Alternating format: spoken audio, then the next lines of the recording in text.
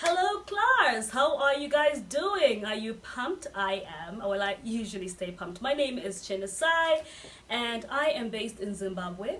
I am a creative economy strategist. My training is also in trade law, so I am a lawyer by training and profession, working in the creative economy towards building value chains, particularly also towards increasing trade of our trade and services in the creative economy. Right. Thank you so much for having me. Thank you, Dr. Mike, for extending this amazing opportunity where I can come and talk about the practice of being a creative as well as the profession of being a lawyer and how we can put all these things together and commodify the African culture towards increased trade in services of our creative sectors. So you guessed it, that is the topic, commodifying the African culture. So I'm going to take you through this video. I'm going to take you through what we're going to discuss and how we're going to discuss it in the class next week. I will hope this will give you time to prepare for the classes as well as do some reading as prescribed at the end of this video.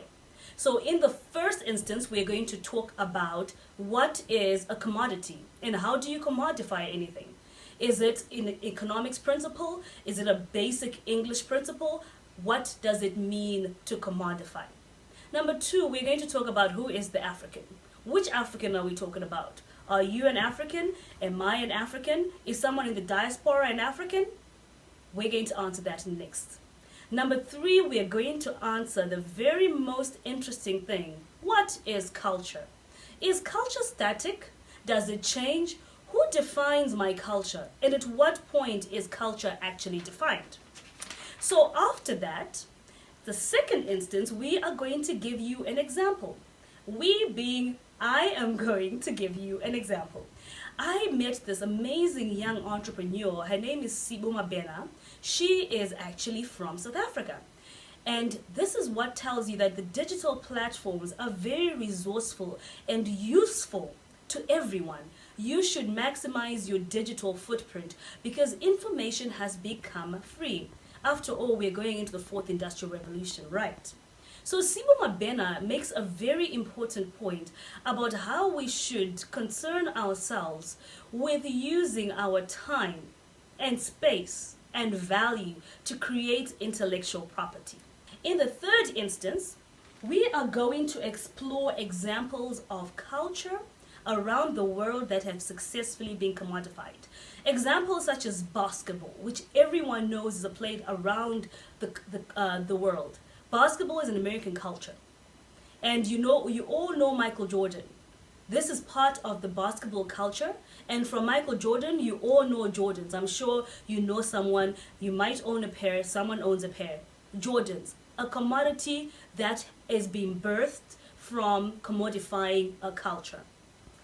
We're going to explore as well. I know you like to party and every now and then you guys go out and have a good time. I hope it's only every now and then. Caribbean culture of dancehall. Yes, dancehall is Caribbean. It comes from Jamaica. And interesting, it says dancehall is the mother of hip-hop. We'll explore that and explain that a little bit further. And finally, we're going to talk about the basic culture that possibly can also come from you guys, the culture of Kwaito. If I play Kwaito in any part of the world or the country, everyone identifies it as a South African music. What about Kwaito is quite South African, and how has that been successfully commodified? The next instance, we're going to talk about how do you go about this process of commodifying a culture? How does that even work? Is there a best practice? Are there any lessons we can glean from the basketball culture, from the dancehall culture? What is the best practice? How do we commodify culture? And then in the last instance, we're going to talk about the African culture commodified through Chenesai Africa. So Chenesai Africa is an entity, three-part entity that I run and I founded. And I'm going to take you through the journey of how we are working tirelessly, and we continue to work tirelessly, to tell the African story, to change the narrative. We are taking a human-centered angle at identifying problems in the creative sector and trying to strategically and collectively figure this problem out to address some of the most important problems in our society, such as poverty and the empowerment of the girl child. So that is something that we're going to look forward to.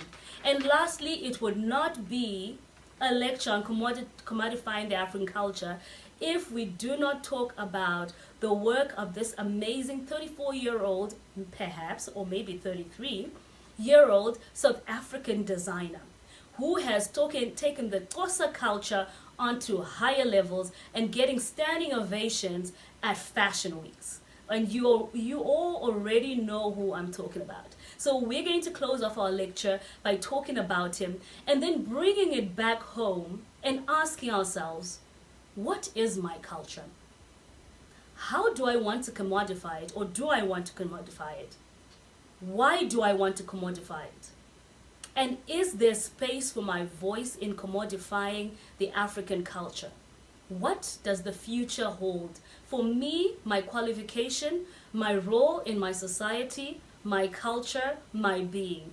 I am looking so much forward to next week. I think it's going to be a lot. I think it's going to be intriguing. So please have a look at the prescribed readings and prepare for next week's class. All I ask of you is to bring yourself, bring your concentration, and bring those questions. Thank you so much, class. Again, thank you so much, Doctor. Bye.